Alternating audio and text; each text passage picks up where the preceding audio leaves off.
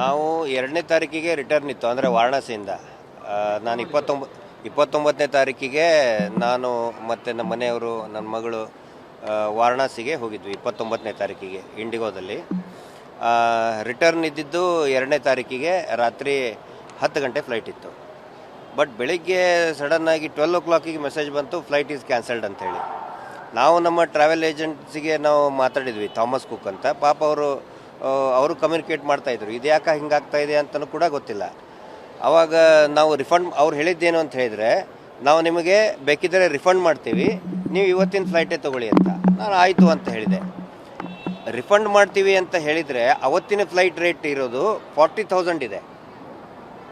ಆದರೆ per person 40,000 ಇದೆ. 3 ಜನಕ್ಕೆ ಎಷ್ಟಾಯಿತು? 1,20,000 ರೂಪಾಯಿ ಆಯಿತು. ನಾವು ಹೇಳಿದ್ವಿ ಅದನ್ನು ನೀವು ಕಂಪೆನ್ಸೇಟ್ ಮಾಡಬೇಕು ಅಂತ ಹೇಳಿದರೆ ಅವ್ರು ಕೇಳಾಗ್ತಾ ಇರಲಿಲ್ಲ. ಭಾಳಷ್ಟು ನಮಗೆ ಅವ್ರಿಗೆ ಕ್ಲಾಶಸ್ ಆಯಿತು. ಅವಾಗ ಅವ್ರು ಹೇಳಿದರು 2 days ಬಿಟ್ಟು, ಅಂದರೆ ಇವತ್ತು 4ನೇ ತಾರೀಕಿಗೆ ನಾವು ನಿಮಗೆ ಕಂಪೆನ್ಸೇಟ್ ಮಾಡಿ ಆ್ಯಸ್ ಇಟ್ ಈಸ್ ಏನು ರೇಟ್ ಇದೆ ಆ ರೇಟಿಗೆ ನೀವು ಬರ್ಬೋದು ಅಂತ.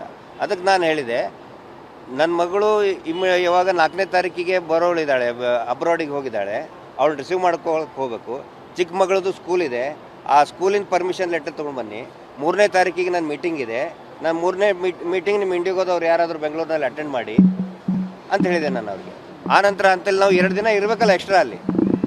ಎಕ್ಸ್ಟ್ರಾ ನಾವು ಅಲ್ಲಿನ ಈಗ ಎಲ್ಲಿ ಯಾವ ಜಾಗದಲ್ಲಿದ್ದೀವಿ, ಈಗ ನಾವು ಡೆಲ್ಲಿಯಲ್ಲಿ ಇದ್ದವ್ರು ಡೆಲ್ಲಿಯಲ್ಲೇ ಉಳ್ಕೋಬೇಕು 2 ದಿನ. ಈಗ ವಾರಣಾಸಿಯಲ್ಲಿ 2 ದಿನ ವಾರಣಾಸಿಯಲ್ಲೇ ಉಳ್ಕೋಬೇಕು. ಆ 2 ದಿನದ ಖರ್ಚಾದರೂ ಕೊಡಿ, ಇಲ್ಲ ಅಂತ ಹೇಳಿದ್ರೆ ನಿಮ್ಮದು ಏರ್ಪೋರ್ಟಲ್ಲಿ ಇಂಡಿಗೋ ಆಫೀಸಲ್ಲಿ ಇರ್ತದೆ, ಅಲ್ಲಿ ಉಳ್ಕೊಳ್ಳೋಕ್ಕಾದ್ರೂ ನಮಗೆ ವ್ಯವಸ್ಥೆ ಮಾಡಿ ಅಂತ ಹೇಳಿದ್ವಿ. ಭಾಳಷ್ಟು ಕ್ಲಾಶಸ್ ಆಯಿತು. ಆಮೇಲೆ ಅಂದರೆ ಸುಮಾರು ಜನ ಇಮೇಲ್ ಮಾಡಿದರು, ಕಾಲ್ ಮಾಡ್ತಾಯಿದ್ವಿ, ಕಂಟಿನ್ಯೂಸ್ ಕಾಲ್ ಮಾಡಿದ್ರು, ಕಾಲೇ ತೆಗಿತಾ ಇಲ್ಲ. ಆ ಟ್ರಾವೆಲ್ ಏಜೆನ್ಸಿಯವರು ಕಾಲ್ ಮಾಡಿ ಪರಿಚಯ ಇರೋ ಇಂಡಿಗೋ ಹೆಡ್ ಆಫೀಸಿಗೆ ಫೋನ್ ಮಾಡಿದ ಮೇಲೆ ಅವ್ರು ಚೀಫ್ ಇದ್ದರು, ನಮ್ಮ ಟ್ರಾವೆಲ್ ಏಜೆನ್ಸಿಗೆ ಗೊತ್ತಿತ್ತು, ಥಾಮಸ್ ಕುಕ್ನವರು. ಅವ್ರು ಮಾಡಿದ್ದಕ್ಕೆ ತೊಗೊಂಡ್ರು, ಇಲ್ಲ ಅಂತಂದರೆ ಕಾಲೇ ರಿಸೀವ್ ಮಾಡ್ತಾ ಇರಲಿಲ್ಲ ಅವರು.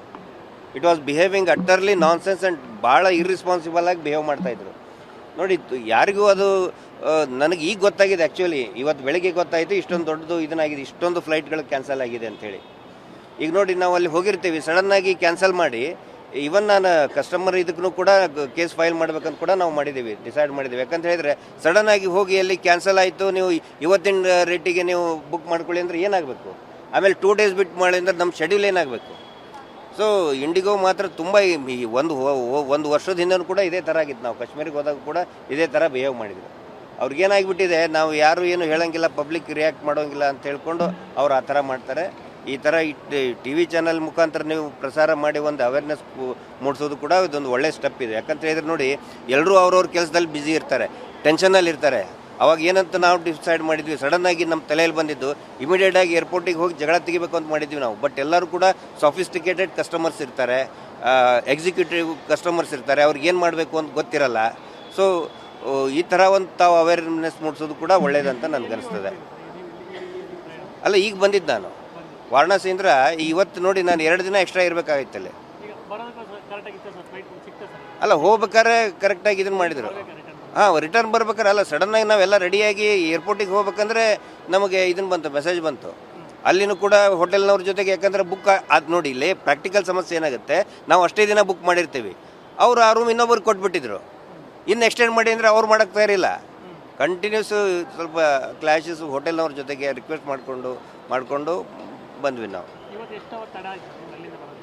ಅಲ್ಲ, ಟೋಟಲ್ ನನಗೆ 2 days 2 days ಆಯಿತು. ಹೌದು. ಮತ್ತು ನಾನು ಅವ್ರಿಗೆ ಅದೇ ಕೇಳ್ಕೊಂಡಿದ್ದು, 2 ದಿನ ನಿಮ್ದು ಇದನ್ನು ಕೊಡ್ರಪ್ಪ, ನಿಮ್ಮದು ಇಂಡಿಗೋದ ಆಫೀಸ್ನೊಳಗೆ ಇರೋಕ್ಕೆ ಜಾಗ ಕೊಡಿ ನಮಗೆ. ಯಾಕಂದರೆ ನಾವು ಎಕ್ಸ್ಟ್ರಾ ಮತ್ತೆ ದುಡ್ಡು ಖರ್ಚು ಮಾಡಬೇಕಲ್ಲ ಅಲ್ಲಿ. ನಾವು 2 ದಿನ ಎಕ್ಸ್ಪೆನ್ಸಸ್ ಮಾಡಬೇಕು, 2 ದಿನ ನಮ್ದು ಎಕ್ಸ್ಪೆನ್ಸಸ್ ಬೇರ್ ಮಾಡ್ಬೇಕು ನಾವಲ್ಲಿ.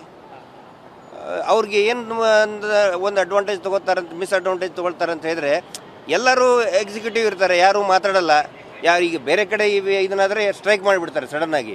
ಇಲ್ಲಿ ಯಾರು ಸ್ಟ್ರೈಕ್ ಮಾಡಲ್ಲ, ಅವ್ರಿಗೆ ಅದೊಂದು ಕಾನ್ಫಿಡೆನ್ಸ್ ಇದೆ, ಯಾರು ಜೋರಾಗಿ ಮಾತಾಡಲ್ಲ, ಎಲ್ಲರೂ ಸಾಫ್ಟ್ ಸ್ಪೋಕನ್ ಇರ್ತಾರೆ, ಕಾರ್ಪೊರೇಟ್ ಕಸ್ಟಮರ್ಸ್ ಇರ್ತಾರೆ. ಸೊ ಈ ರೀತಿ ಹಂಗೆ ಅವರು ಅಡ್ವಾಂಟೇಜ್ ತೊಗೊಳ್ತಿರ್ತಾರೆ. Thank you sir.